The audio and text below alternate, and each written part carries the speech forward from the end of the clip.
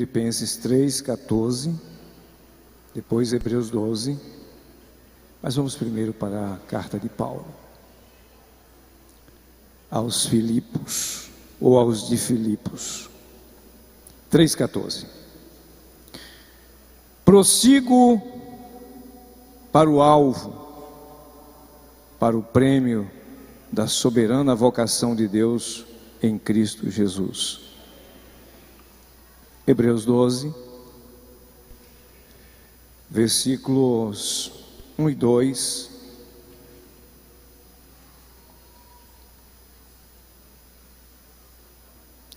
Hebreus, carta aos Hebreus, capítulo 12, versículo 1 e 2.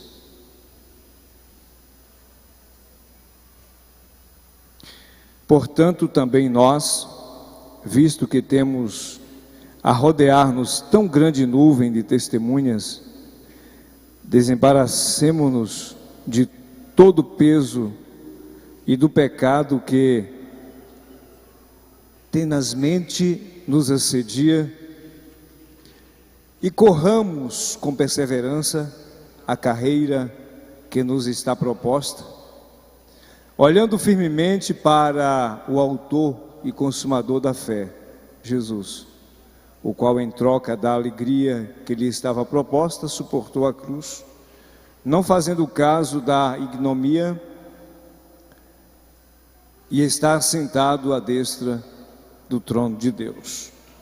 Deus nos abençoe, podeis assentar, agradecer a Deus por esta oportunidade, agradecer ao pastor da igreja, pastor Josué, mesmo ausente, mas em nome dele saudar a todo o ministério, a todos os nossos irmãos. Todo mundo bem aí, gente? Já estão sentindo frio hoje, né? Estou vendo gente agasalhado. Irmãos, antes de trazer a palavra, eu quero convocar os irmãos para hoje. Tire um período de oração por sua cidade. Está estranho demais a quantidade de pessoas doentes. Não sei vocês, eu venho atravessando desde fevereiro para cá uns bocados meio arrepiante. E a gente tem que estar de pé. Nossas UPAs e hospitais estão lotadíssimos de crianças, adolescentes, adultos. Tem algo estranho acontecendo. Orem. Tire essa semana para interceder por esta causa, para que o Senhor venha entrar com providência, tá? Em nossas vidas, na vida do seu povo e na vida da cidade onde moramos. Glória a Deus. Eu louvo a Deus pela vida desta igreja, que está sempre presente, cultuando a Deus e juntos no mesmo propósito, que é de servir a Deus e de anunciar o reino dos céus. Queridos, talvez este seja o pequeno e mais simples sermão que você já ouviu de tantos outros. Talvez este seja o mais enxuto, talvez seja uma síntese. Se você de casa ou daqui, ou saiu de casa para cá pensando em ouvir um grande expositor das Escrituras, um grande sermão, talvez não é isso que você queria ouvir. Mas eu espero alcançar o objetivo pelo qual a palavra do Senhor veio ao meu coração nesta noite. Eu estava analisando estes dias, fazendo uma conotação entre dois ambientes. Se você andar na rua, você vai encontrar dezenas e centenas de pessoas passando por você, às pressas, sem tempo para dizer um bom dia, sem tempo para olhar para o seu rosto, sem tempo de cumprimentar, e por que não dizer, talvez você até conheça. O ambiente rua, o ambiente do chamado corre-corre, o ambiente do trabalho, das atividades diárias, faz com que as pessoas não percebam o dia, não percebam as outras. E eu fiz um contraste em um hospital. Pessoas que chegavam em cadeira de roda, precisando da ajuda do seu próximo. Pessoas que chegavam nos braços de um amigo ou de um parente. Pessoas que chegavam sem uma perna, com muletas. Pessoas sentadas horas e horas esperando o atendimento de um médico. E eu pensei, que contraste, que diferença. Nas ruas as pessoas te atropelam, mas quando chega a doença, quando chega a enfermidade, quando chega a dor, as pessoas precisam umas das outras e esperam na fila, e esperam numa cadeira, e esperam uma regulação, e esperam, e esperam, e esperam, mesmo reclamando, mas não tem o que fazer. E eu pensei, que contraste terrível a humanidade vive. Aliás, estamos vivendo dias tão esquisitos, tão diferentes. Eu sou de uma geração que sentávamos para ouvir um sermão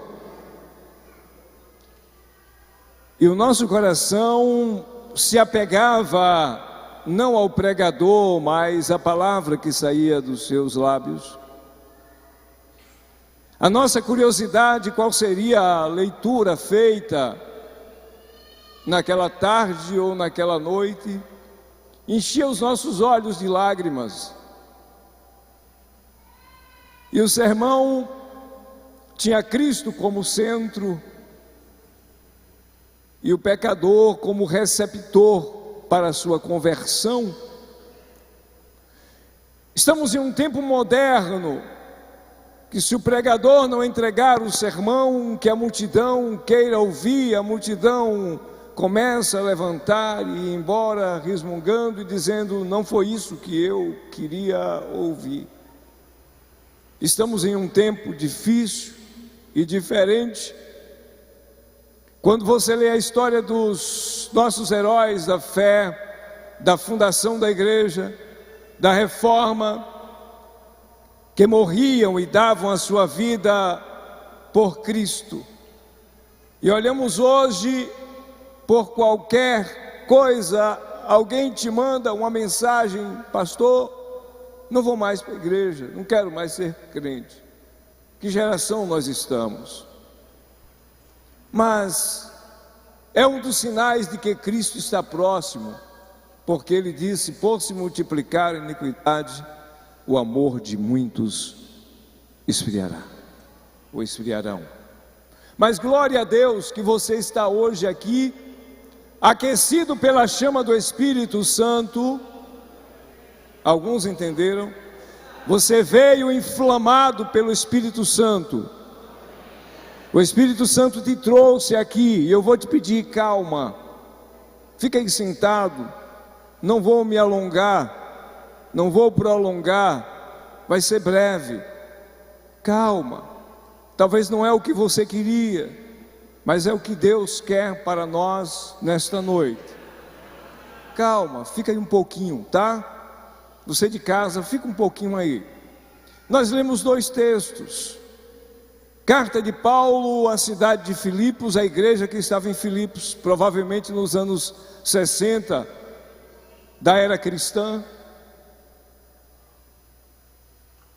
Aquela igreja que tinha recebido a palavra de Deus, agora estava recebendo ataques. Você já viu aquela célebre frase do brasileiro, quanto mais eu rezo, mais eu vejo assombração? Já viu essa célebre frase do brasileiro? A vida cristã é mais ou menos assim. Quanto mais você está na presença de Deus, mais batalha você tem. Ah, eu estou debaixo da sombra do Onipotente. Sim, guardado, protegido, amparado.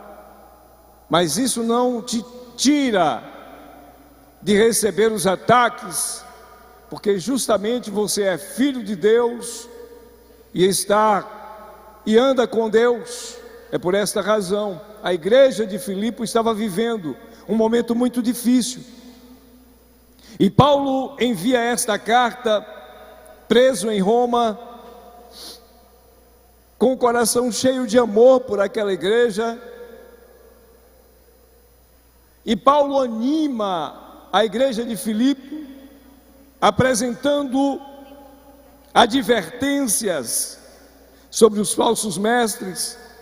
Paulo demonstra também gratidão e traz incentivo a permanecer na fé. Carta aos Filipenses, eu quero até deixar como sugestão. Leia hoje antes de dormir, é pequeno, é bem pequeno. Na hora de sentar à mesa para tomar o café, leia a carta aos Filipenses, por favor, vai ser bom para você. Paulo traz incentivo a viverem em união. Portanto, era uma igreja querida, mas que sofria ataques constantes do inimigo e do sistema da época.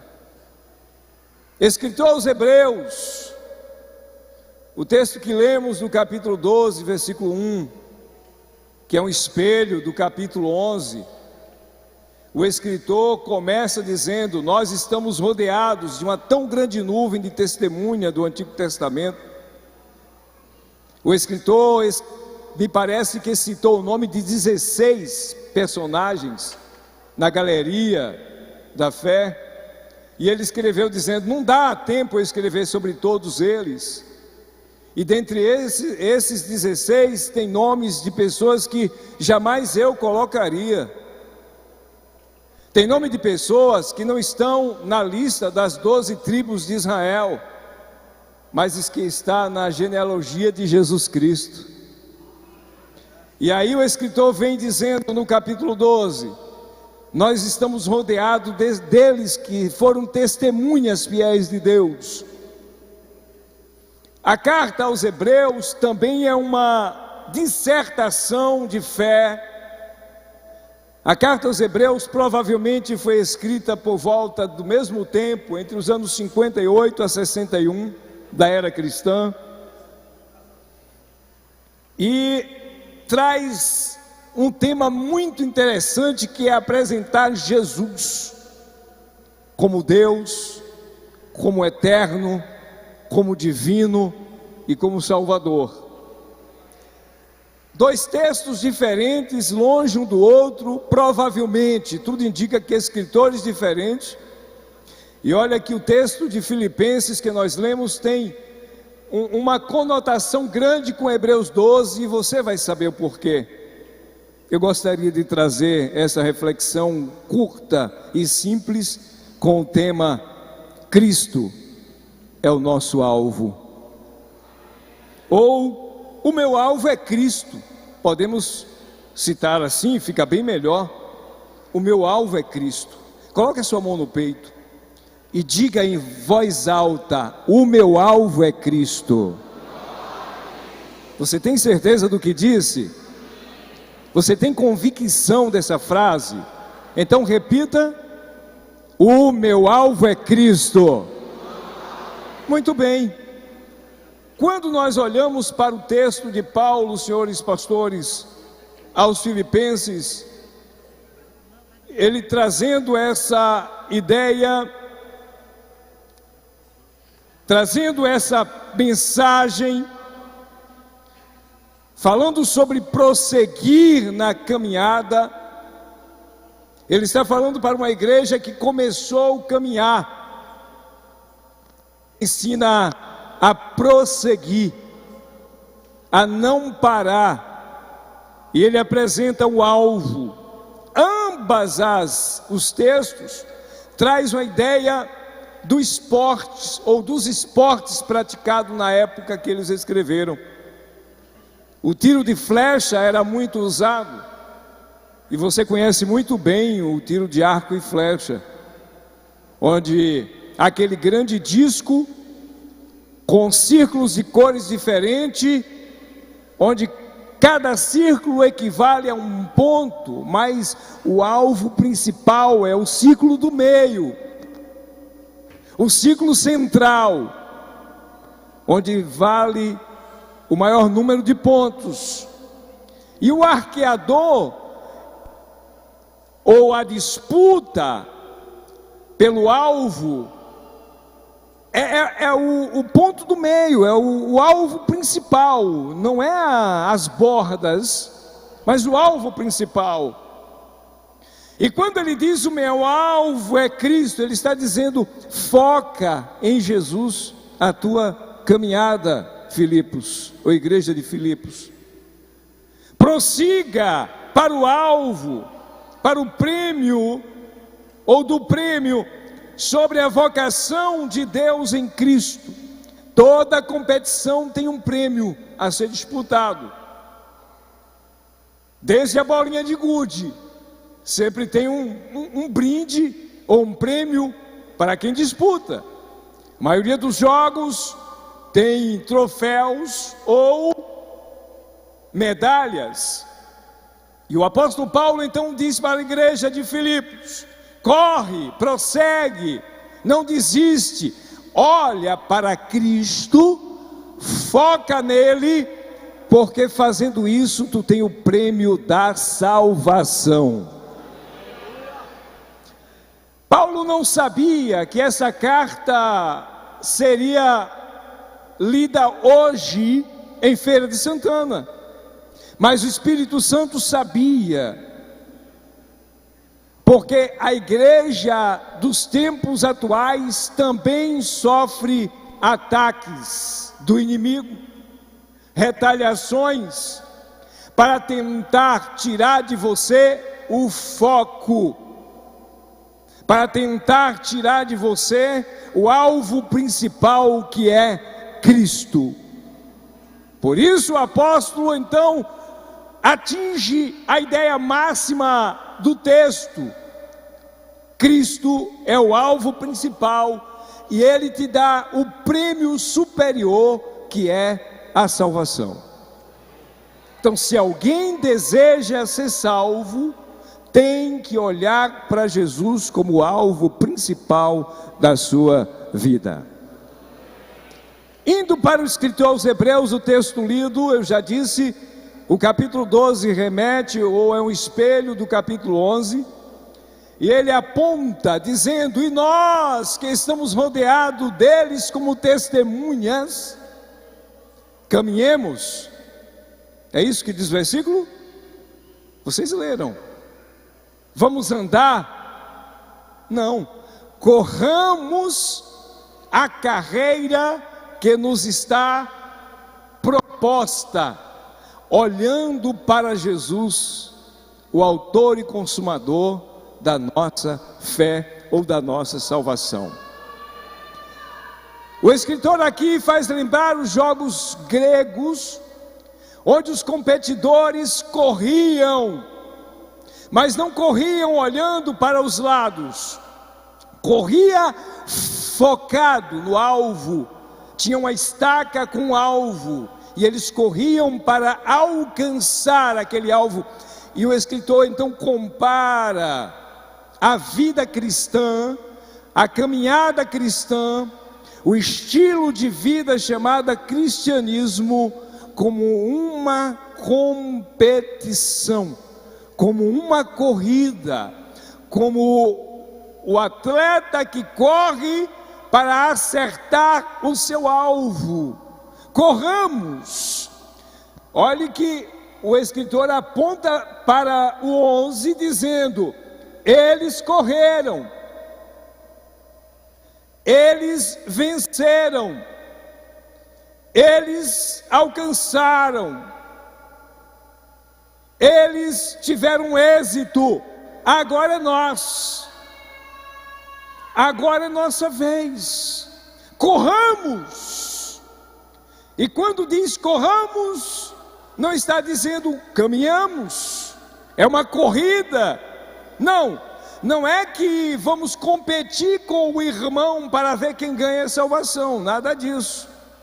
Correr aqui é: não tenho tempo a perder, não tenho tempo a parar, não tenho tempo a ficar na estrada, não tenho tempo a ficar na beira do caminho, eu vou correr, meu alvo principal é Cristo. Corramos. A vida cristã, ela é uma maratona. E essa maratona não termina quando o culto termina. Essa maratona não termina quando o congresso termina. Essa maratona não termina quando o devocional termina. Quando você levanta do joelho, do momento de oração que você termina de orar. É uma corrida. Está no trabalho, o alvo é Jesus. Está na escola, o alvo é Jesus.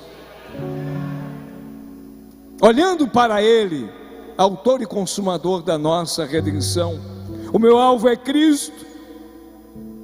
Ambos os textos, portanto, apontam para três coisas: o alvo, a corrida e a salvação. O que você está fazendo aqui hoje, José? O que você está fazendo aqui hoje, irmão? Eu vou à igreja, é um lugar legal. Tem música, tem luz, tem leitura, tem reflexão, tem palavra de otimismo? Não. Primeiro, o nosso alvo principal é Jesus. Nós estamos aqui por causa dele. E quais são as razões pelas quais Jesus tem que ser o alvo de todas as coisas? A Bíblia nos revela que Jesus é de eternidade a eternidade. Jesus é o plano perfeito de Deus para resgatar a humanidade do pecado. Portanto, Jesus é Deus e existe desde a eternidade. Na criação, ele estava com o Pai, e João escreveu dizendo: ele estava no princípio com Deus. Todas as coisas foram feitas por ele, sem ele, nada do que foi feito se fez. Jesus é o Cordeiro morto antes da fundação do mundo, por isso, ele é o nosso alvo principal. Qualquer igreja a ser fundada, se não tiver Jesus como alvo principal, ela é uma simples reunião religiosa, menos igreja. Qualquer culto, se não tiver Jesus como o centro, como alvo principal, pode ser até um devocional, mas não é um culto ao nosso Deus. Porque eu devo ter Jesus como centro? Porque Ele é o centro de todas as coisas. Jesus é o Deus que revelou-se à humanidade. Jesus é Deus que veio ao mundo e viveu aqui como homem, para morrer pelos homens, mas ressuscitou e está vivo para sempre. Porque eu tenho Jesus como centro? Porque Ele é o meu pastor e nada me faltará. Ele estava com o Pai na criação, mas Ele estava com Moisés na passagem do Mar Vermelho. Ele estava com o Pai na criação, mas Ele estava com Samuel quando foi ungir Davi a rei. Ele estava com o Pai na criação, mas ele estava com Gideão quando venceu os midianitas com 300 homens. Ele estava com o Pai na criação, mas ele estava com Josué quando teve que parar o sol e a lua. Ele estava com Deus na criação, mas ele estava com Davi quando perseguido por Saul. Ele estava na criação, mas estava com o pequeno Davi quando foi enfrentar o gigante Golias. Ele estava na criação, mas também estava com os espias quando entraram em Jericó e tornou-se a casa de Raabe um ponto de pregação. Ele estava com o Pai na criação, mas estava com José quando vendido para o Egito. Ele estava com o Pai na criação, mas estava com José quando este se tornou governador. Ele estava com o Pai na criação, mas estava com Daniel quando foi ministro. Ele estava na criação, mas também entrou com Sadraque, Mesaque e Abednego na cova dos leões, na fornalha de fogo. Ele estava na criação, mas quando jogaram Daniel na cova dos leões, lá também estava ele. Ele é o centro de todas as coisas. Não foi por causa de Daniel, não foi por causa de Ananias, Misael, Azarias, não foi por causa de José, é porque ele, Jesus, ele é o centro de todas as coisas. Ele estava com o Pai, mas quando Deus chamou Abrão para ser o pai das multidões, ele caminhou com Abrão. Ele se manifestou a Agar 2 vezes, sendo uma egípcia, para dar proteção. Ele é Jesus. Quando o rei Belsazar blasfemou, utilizando os utensílios do templo para fazer festas e orgias, foi a mão dele que escreveu na parede: Mene, Mene, Tekel, Upharsin, contado foram os seus dias. Jesus é o centro de todas as coisas. Quando ele foi nascer, que se tornou alvo de Herodes, os céus enviou anjos para avisar aos reis magos e para avisar a José para fugir. Esse é Jesus, aquele que deu a vida por nós. Nós temos dezenas e centenas de motivos, e eu quero que você se lembre de alguma coisa que te faz ter Jesus como centro da sua vida. Ele foi escolhido do Pai, Ele é o maravilhoso, Ele é o conselheiro, Ele é o Deus forte, Pai da eternidade e Príncipe da paz.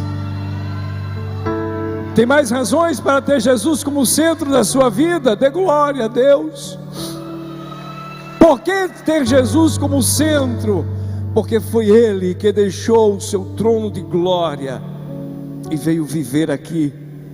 E chegando aqui, Ele trouxe alegria a quem estava triste, vida para quem já tinha morrido, pernas para os aleijados, visão para os cegos. Jesus é o próprio Deus. Quando o escritor diz: olhemos para Jesus, correr olhando para Ele, é porque Ele é tudo para a minha vida e para a tua vida. Quando Jesus encontrou a viúva de Naim, foi Ele quem disse: mulher, não chores. Quando Ele chegou na casa de Lázaro, Marta e Maria disse: se o Senhor tivesse aqui, meu irmão não teria morrido. Foi Ele que foi lá e ressuscitou a Lázaro. Foi Jesus quem deu a vida por nós. Sabe, quando prenderam Jesus, em vez de prender a mim e a você, eu estava lendo algumas coisas desses textos e lembrando que Barrabás nos representava. Mas como, pastor? Barrabás era um preso. Nós estávamos presos em nossos pecados, estávamos condenados e prestes a ir para a condenação eterna, e resolveram prender o mestre e soltar Barrabás. Quando prenderam Jesus para ser julgado e condenado, a sua liberdade começou a acontecer naquela hora, naquele dia. A partir dali nós nos tornamos livres da escravidão do pecado. E se eu desse o microfone agora para o senhor ia testificar da sua liberdade. Se eu desse o microfone para a senhora ia contar a liberdade que Jesus fez em sua vida. Se eu andasse pelos corredores com um outro microfone ou um diácono acompanhando e chegando até você, o que foi ou de que Cristo te libertou, você teria motivos para dizer: hoje estou livre, Ele me libertou. Você tem razões para ter Jesus como alvo principal da sua vida. Ei, Não se embarace com nada. Essa pode ser o último sermão que alguém esteja ouvindo, e eu estou a dizer: não se embarace com nada, porque o teu alvo principal está voltando, está chegando ao teu encontro.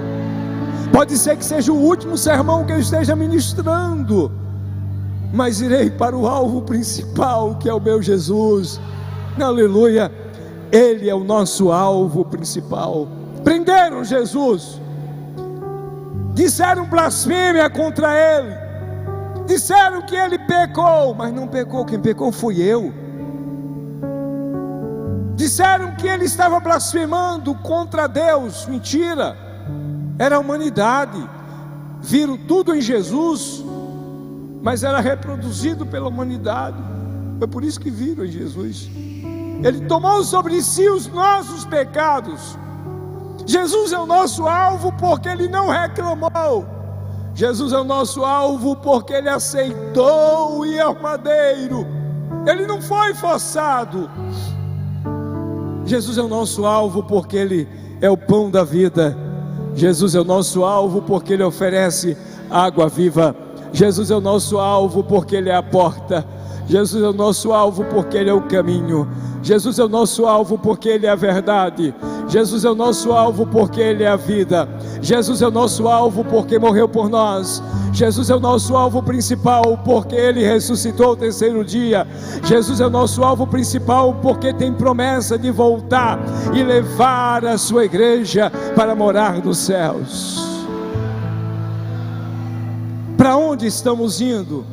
A nossa caminhada e a nossa carreira é para onde? Não, Jesus não está dizendo para você parar de correr. Jesus não está dizendo para você parar de caminhar. Jesus não está dizendo para você parar de estudar. Jesus não está dizendo para você fechar a sua empresa. Jesus não está dizendo para você desistir de tudo aqui. Mas se você tem a sua empresa, Jesus seja o alvo principal. Se você quer ir à faculdade, Jesus seja o alvo principal. Se você quer abrir os seus negócios, Jesus seja o alvo principal. Aleluia. Não podemos retirar Jesus do centro das nossas vidas. E o que está acontecendo no mundo é que estão tirando ou tentando tirar Jesus de muitos lugares. Estão aos pouquinhos dizendo a Jesus: ó, senta mais para ali um pouco, senta mais para lá um pouco, até chegar à porta e deixar Jesus do lado de fora e fechar a porta. A humanidade está diferente, estranha, mas a igreja tem que fazer a diferença e olhar para Jesus como o alvo principal. E quando a igreja de Cristo olha para Jesus, mesmo com as perseguições, quando a igreja de Cristo marcha olhando para Jesus, tendo Ele como alvo principal, como o jogador de futebol tem a trave como alvo principal, nem que ele sofra falta, nem que ele quebre as pernas, mas ele quer correr com a bola em direção ao gol. Igreja do Senhor, marcha, nem que alguém tente te barrar, nem que alguém tente quebrar as tuas forças, mas o alvo principal é aguardar a volta dele, é aguardar a vinda dele, é aguardar que ele volta. É promessa. Infelizmente, mas você vai em muitos cultos onde Jesus está do lado de fora.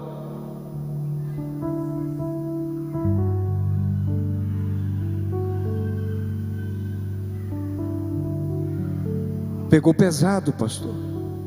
Não. Tem muitos lugares.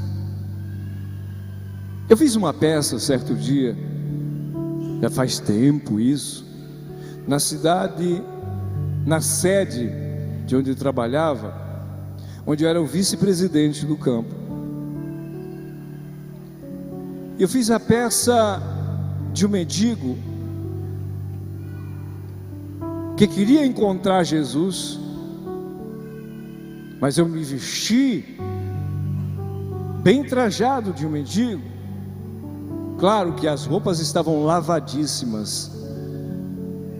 A equipe do teatro caprichou, mas estavam velhas. E quando eu cheguei na porta da igreja, a música começou a tocar. Os diáconos da igreja sede, onde eu era o vice-presidente, não me deixou entrar. E eu não podia dizer que era uma peça, e eu fiquei calado, e eu empurrava eles para um lado e para outro para entrar, e eles me barravam. E eu pensei comigo, eles são franzinos, eu vou empurrar eles para um lado e para outro e passo por baixo. E foi assim que consegui passar. E entrei. E a música já tinha começado. A primeira cadeira que eu escolhi para sentar, o irmão que estava sentado virou e fez assim. Eu não estava fedido. Quando eu fui sentar em outro banco, porque a peça justamente tinha o seu escopo, eu fui sentar em outro banco, não deixaram, me empurraram. E eu preguei naquele dia, o homem à procura de Deus. E quando a igreja descobriu que era o vice-presidente dela que estava fazendo a peça, o pessoal baixou a cabeça, começou a chorar e a entender que muitas vezes nós fazemos assim com o dono da igreja. A igreja não pode perder Jesus de vista. Irmão, irmã, perca o que você puder perder na vida, menos Jesus. Ele é o alvo principal. Fica de pé, por favor. Perca o que você puder perder na vida, mas Jesus é o alvo principal. Ah, se nós soubéssemos o quanto Ele quer andar pertinho de nós todo dia. Cadê o louvor? Ah, se nós soubéssemos o quanto Jesus quer estar bem pertinho de nós todo momento. Ele é o alvo principal da igreja. Ele é o alvo principal do culto. E Ele nesta noite está convidando alguém que o perdeu o alvo, alguém que parou de correr, sofreu uma queda no caminho e está sentado chorando à beira do caminho. Ei, os corredores continuam correndo e às vezes não liga para o atleta que caiu. É bem assim. Mas nesta noite, aquele que é o alvo levantou para te socorrer. Jesus veio aqui esta noite para socorrer alguém que está com medo de perder a sua salvação. E Jesus está dizendo assim: o sacrifício da cruz foi por você. Jesus está dizendo: eu não vou desistir de você. Jovem, deixa eu falar uma coisa para você. Lembra do teu Criador nos dias da tua mocidade. Não perde Jesus de vista. Corre a carreira que está proposta, olhando para Jesus, o autor e consumador da tua fé. Tudo aqui vai passar, a juventude passa, a meia-idade passa, a velhice chega, o túmulo chega. E é preciso, antes de todas essas coisas, caminhar lado a lado com aquele que morreu na cruz para nos dar o direito de salvação e vida eterna. Deus nos abençoe em Cristo Jesus.